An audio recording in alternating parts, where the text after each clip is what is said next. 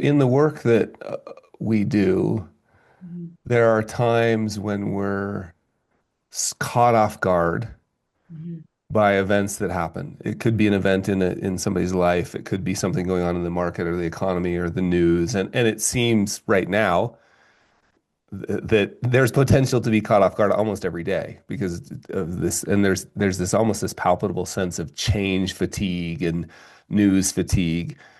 And I'm really curious about, we don't have Olympic events in our lives or World Cups or maybe even, races, but we've got a meeting or multiple meetings every day with clients or a phone call or the way we react to a spouse or a child. And we have a saying here, like, you want to be a better financial planner, be a better human. Mhm. And really all of these opportunities are just chances to be your biggest advocate, and be your, and I'm going to use the word critic in the definition of the sense, like looking for feedback that will help you get better. But Yeah. that can be really tiring.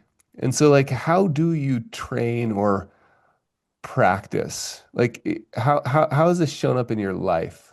Like, Mm. what, the flat tire, like a million other things. How have you learned to do that? And what are you actually doing? In the Olympics, like when I flatted, I had 5 seconds to pivot from that thought of like, oh my gosh, what have you done, to like back in the moment. Like I didn't have much time. If I sat there with that thought for too long, race is over. Like I don't have that much time, you know? And so I need my instincts to be the right instincts. And my subconscious, whether it's my line choice or how tactically I'm racing or the small decisions I make for my nutrition or something like that, I need it to be the right response.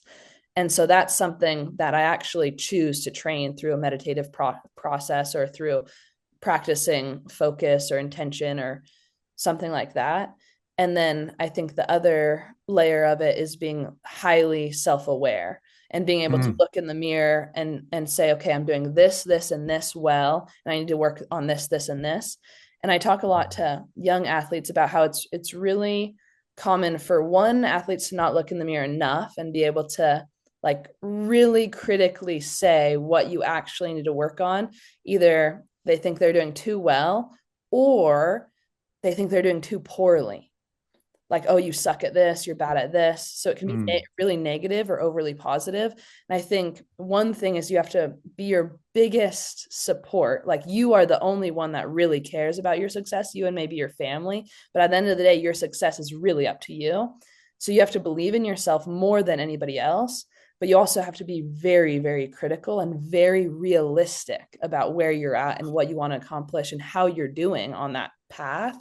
And so I think it's those things like doing actual mental training and then to be really critical, but also aware of the nuances of my training, of my mind, and always like adjusting because you really do get to become whoever you want to be. Like you're absolutely in control of your mind and everything. And I think that's what sport allows you to do is like really explore your mind and your body at a level that's pretty crazy and intense at times because you're always being tested and challenged.